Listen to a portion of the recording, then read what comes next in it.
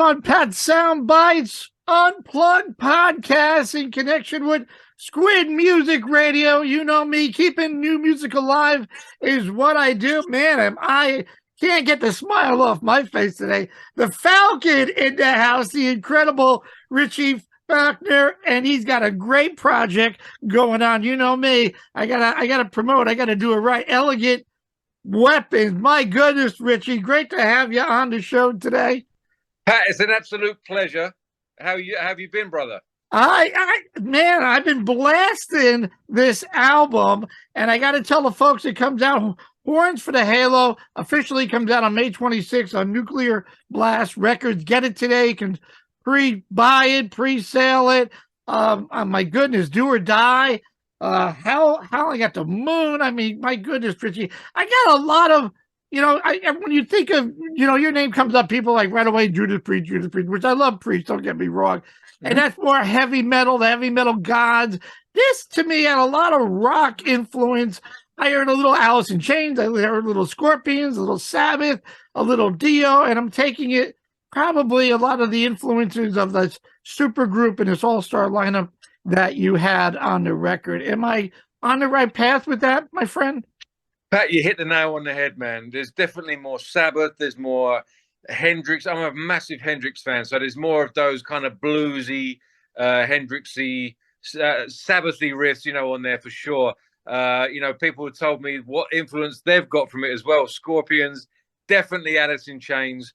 There's some Priest in there as well, man. I've been in Priest for almost 13 years, man. So you can't not have that influence on the record as well. So it's all in there, man. And it's unashamedly so. All those influences I'm proud of. I've always worn them on my sleeve.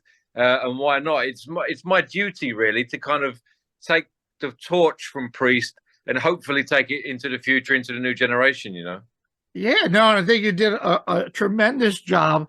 And I want to talk about this super lineup. As we mentioned, I got my Damon Johnson, DJ, I love you. I know DJ loves the hell out of you, buddy. Every time I talk to him, he always tells me I was with Richie. And I said, I got to get Richie on the show. But this is perfect. Damon, what was I going to say? This great lineup. I mean, Ronnie Romero and Dave Rimmer and Christopher Williams. But then there's the Rex Brown. I mean, Rex is like, he's got an incredible, unmistakable tone. And Scott Travis, I mean, a great combination. I figured it probably had a lot to do with logistics of who's on tour, who's with Pantera on the road. You want to get this album out. I mean, am I okay with that? Yeah, I mean, first of all, I'm incredibly grateful to be connected with all of those guys that are affiliated with this record, both on the record and moving forward with the touring lineup of the band. I mean, the band moving forward, really. I mean, all of them. Scott Travis, I mean, I've always promised him if I ever did anything outside of Priest that I'd give him first refusal, and he was able to do it. Rex, I called up. I've known Rex for a few years. I called him up and asked him if he'd be gracious enough to play on the record, and he accepted. He'd love the stuff, and he said he'd do it. Ronnie, I needed a singer, and I called up Damon, who's, we all love Damon, and I called up Damon, and I was talking to him about I needed a singer, and he mentioned Richie Blackmore's Rainbow, and I said, of course, Ronnie Romero.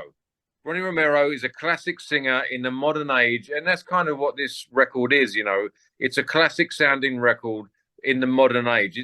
The influences, as we talked about before, are loud and proud. We know what those influences are, but it's a record in 2023 and it's produced that way. And Ronnie is that singer. He's a modern singer with those classic influences. Perfect. And that was Damon. That was his suggestion. And then you've got Christopher and Davey, friends of mine for years. I've known Davey for over 20 years. Christopher actually played the initial demos of this record before Scott came along. Scott was unavailable. I wanted to get the process going. So I got Christopher around. He learned the record. He played the record, and then we got Scott in later on, and we redone the drums. But so Christopher was intimately connected with it. So he was the only choice really to get in on the drum stool. But as I said right at the beginning of this long-winded answer, that I'm incredibly blessed to have all these guys that are connected with this record, and it just makes me look good, really. All I have to do is kind of play some guitar. And these other guys make me look great. They sound great. They've got fantastic characters musically. And I'm just incredibly fortunate to have them all on the record. Yeah, no, my goodness. You mentioned Davey. I got this. I think the last time I seen you in Albany, Uriah Heep opened up, and I got to hang out with those guys. And oh my God, Mick and Bernie and those guys, just terrific group of guys. Yeah, it's just a super all-star lineup, and I love the tracks. I've been playing the hell out of Do or Die and Blind Leading the Blind. I mean, that's what I found my niche, Richie, of, playing the hits is great. And I've been doing that all my life and wanted to do something different. And, then that's how I've met really Damon and others. And, I keeping new music alive. I think it's so important. And there's so much great music out there, like this entire album. So this was pretty much, Richie, would you say, a COVID project that you're going, Priest is in their 50th anniversary. God bless everybody was in it. We're talking about a little bit of the Hall of Fame in a bit. But, who knows if Rob just says, a lot of bands farewell tours, this and that. And this is something that you maybe wanted to do that a little bit different, that you want to release some of your, like we talked about, influences. Well, it's always been on my mind since I joined the band. I had a conversation with Glenn Tipton when I joined in 2011 about the fact that, this isn't a band that's got 20, 25 years left in it. Right. I joined on the farewell tour, and luckily... 13 years ago, right? Yeah, well, luckily we're still here. Luckily, Priest is still making new music and touring the world almost 13 years later. So the world's a better place for that. I'm fortunate for it. We're all fortunate for that. But at the time, it was put in my mind that, I better start thinking about what I'm going to do after this band, because this is the farewell tour. Glenn, told me that, they're not going to be around forever. That's the reality of the situation. But then after, about 10 years in, I started thinking, well, it was COVID, the COVID pandemic hit. The Priest record was written. We had some time. We were off the road. I had some time to dedicate to what would become this record. I didn't need to put any more creative ideas to the Priest record. It was done. So I could draw a line under that. I could dedicate some ideas to this record. So what have I got? Have I got enough? Have I got an EP? Have I got an album? Have I got a band? Have I got a band that could tour? What have I got? So I could dedicate some time and energy and creative energy to this. And it became apparent that it was its own thing. It stood on its own two legs. And I went from there, really. And it was, it's always, it's nothing experimental. It's like, this is part of my DNA, and something that could carry on if and when Priest decide to retire, and they're now more than 50 years in. And if that ever happened, then hopefully the groundwork has been laid for Elegant Weapons, and we can pick up, when Priest decide to call it a day. Obviously, I'm still in Priest. Christopher's still in Accept. Davey's still in Uriah Heep. Ronnie's still in. He's playing. He's got Michael Schenker dates coming up, for example, and that's still what we're doing. But hopefully we come from these legacy bands. So hopefully, as I said before, we can take the torch from these legacy bands, take that DNA, and take it into the future when one day they decide to call it a day. Yeah, no, and there's so much of that going on when COVID hit. And I'm like, playing new music. I'm like, no, get it out, because it's so unorthodox for guys like you put out an album and the next thing you do, you go on the road. I mean, that was always the trend. And COVID hits and we're like, I'm saying to myself, am I ever going to see another live show again? I mean, but thank God we're back to pretty much close to normal. Things are rocking again. But I'm like, no, get the new music out now so the fans can listen to it. And then when you go to the show and say, hey, I got a new song, they already know it. They don't have to, when they go to take a leak and grab a beer, they already know it. So I thought it was really important and great to see more and more musicians and bands were starting to put out, because they were like kind of the reluctant of, man, we really want to do this? And is it we lose the momentum? We don't know when we're going to get on the road. But I think you did a terrific job. Talk to me about, like we talked about Ronnie, man, he just got a great swagger with his voice. He's very modern. He's a perfect fit for your music here. Is it, when you send like Ronnie a demo, you go, look, do your thing, even though you wrote it and you know what you were thinking. You give Ronnie the flexibility to say, make it yours because you got to sell it emotionally. How did that work? I didn't tell anyone on the record. I didn't tell anyone what to do. I mean, they're massive characters, all three of them, Ronnie, Rex, and Scott. You get them, you ask them to do it for that reason. You know what they're going to bring to the table. So to call up Ronnie and say, "Can you do this or do that?" It would be almost pointless. It's almost insulting. Yeah, almost insulting. Yeah. So right. you call up Ronnie. Can you do it? You know what he can do, Right. And he did it. He did it in a week. I think he got the songs. He digested the songs, and then he recorded them after he digested them. I think it's important for a singer to digest the songs and the lyrical content so that they can perform and connect with the songs, and then connect with the listener. Like they own it, right? Like they own it, to have the emotion behind it. Exactly that. So he got them, he digested them, he connected with them, and then he sang them, and he did it so quick. And all of the guys on the record, I didn't ask any of them, can you do this or do that? They just did what they did. The characters are so strong, and it's the same thing with Davey and Christopher moving forward. I'm not going to ask them, to do things different. The way it's the way they do them, and it's there's four guys in the band, and when you've got those four characters in the band, and it becomes greater than the sum of its parts. You've got the four characters, and it becomes its own unique character as a sum of its parts. So I'm looking forward to the next record. We've actually already started laying the foundations for the next record.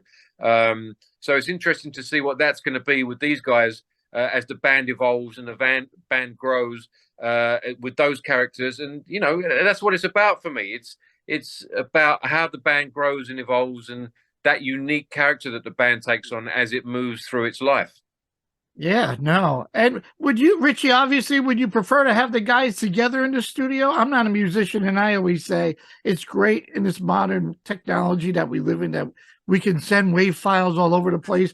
But I think as a musician, I would you're missing something when somebody says, well, try this, try that, when you're all together in a studio. Yeah, it definitely, there's the human element. If me and you were playing together, we would interact off each other, and there would be some type of spontaneity, especially in the final writing parts where it's just before we go to the recording stage where we're finalizing the arrangements, and you might do something because you're inspired by something that someone's doing, and something jumps out that it's something that we might not have done if I'm putting it down on my own, or I send you the wave file and you're putting it down. If we're interacting, there's something that we might do that inspires the other one to do something, and that in turn inspires me to do something different that we just wouldn't have done on our own. And it's that what I was talking about before. It's greater than the sum of its parts. That's what music's about for me. So I would definitely prefer to do it together in the studio, because you never know what you're going to get. You never know what's going to jump out and how you're going to be inspired. We've done the Firepower album that way, and it was better for that, I think. Yeah, absolutely. It's like you would almost miss the magic. Somebody says, hey, try this, try that, do this, do that. And you go, whoa, and never thought about it. Thinking outside the box, hearing different ears and eyes together, I think makes such a big difference. You had Andy, your bandmate, for Priest, as the producer. I didn't know Andy as a producer. Was it something that both of you wanted to do? Well, ever since Andy produced the Firepower record with Priest, and obviously he stepped in for Glenn Tipton on the live stage with Priest, me and Andy have obviously become very close professionally and personally as well.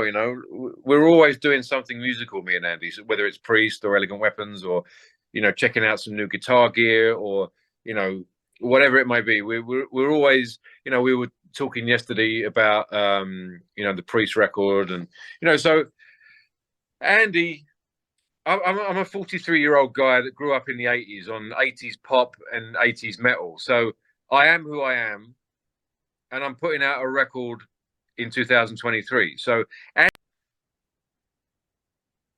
So Andy's very much the same in the sense that he grew up on that music, but he's a modern day producer. So that to me was a no-brainer. This record, obviously, as we talked about, has got influences from certain music periods, but it's a record that's coming out in 2023. So it needed to contain both of those elements, and Andy is that guy. It's a no-brainer. I'm that guy. Andy's that guy. And that's that kind. This is that kind of record. So Andy was a no-brainer for the choice of producer. No, it's a great record, and I love the horns for a halo. I mean, that is pretty unique. I love that idea. I'm a visualized guy, and I'm like, that's perfect. I love that. Where did you come up with the name Elegant Weapons, Richie? Well, it's a dedication really to the guitar. I mean, I'm looking at one right now. The Flying V, to me, the Flying V to me is an elegant weapon. I mean, we've always referred to guitars as axes. You know, it's an axe. You know, cool axe man or whatever.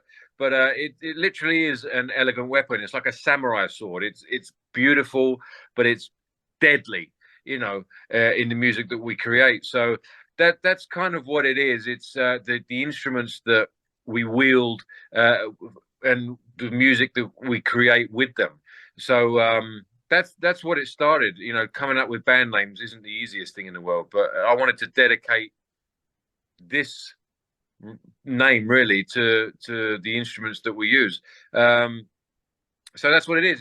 It's for me. It's the Flying V.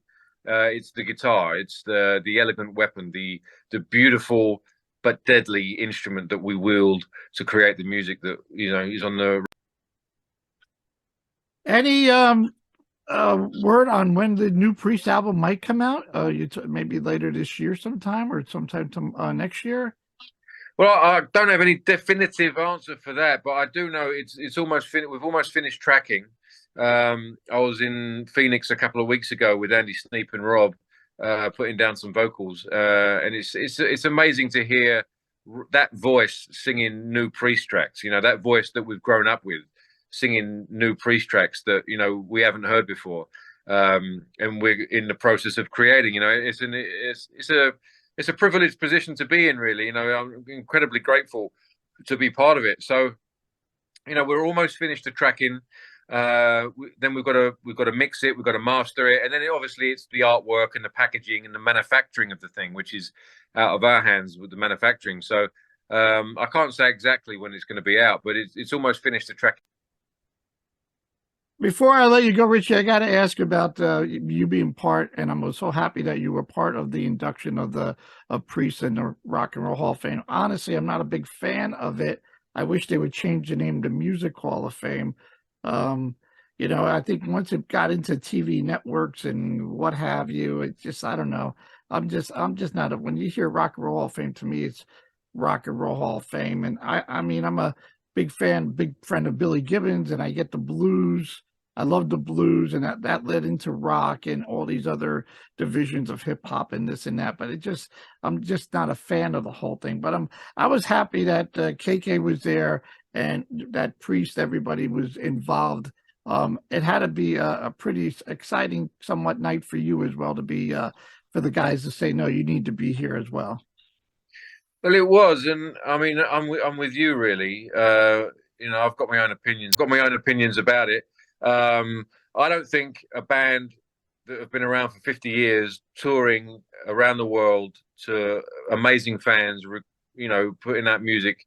I think that's the biggest accolade any band can have. I don't think anyone needs a trophy to put on the shelf. And also, back in the day when we listened to heavy metal and rock and roll, it was because it didn't need to be judged by a governing body. It was because we were the outcasts, and that's what made it cool. That was our music. It didn't need to be accepted into anything. That's why it was special to us. It was our music. So I've got my thoughts about it, but at the same time, there's a lot of people out there that wanted to see Priest in it, and it was great of them to, and for Priest to allow me to do it with them. I mean, they wanted to represent obviously obviously all of them got inducted, but they wanted to represent Judas Priest in 2023, which I was a part of, and that was a massive thing for them to do. I actually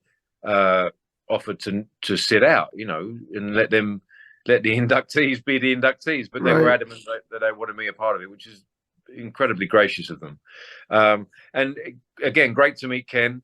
I haven't got any beef with Ken. I don't think he's got any beef with me. No. And it was, Priest has always been a 2-guitar band, and for one night it was a 3-guitar band, and I was part of that. So it was, it was a great thing for me to be a part of, and I might have had my reservations about it, but there was Lionel Richie, 3 or 4 feet away, and Annie Lennox and Dave Stewart and Duran Duran were right there, and I'm a big fan of all that stuff. So I might have been a bit grumpy about it, but I came round. It was exciting for a boy from the '80s who loved all that stuff to be around those legends. So I came round in the end. Yeah, no, I think there's something about it. I talked to so many artists that are a part of it now, and they go, it's really about the fans.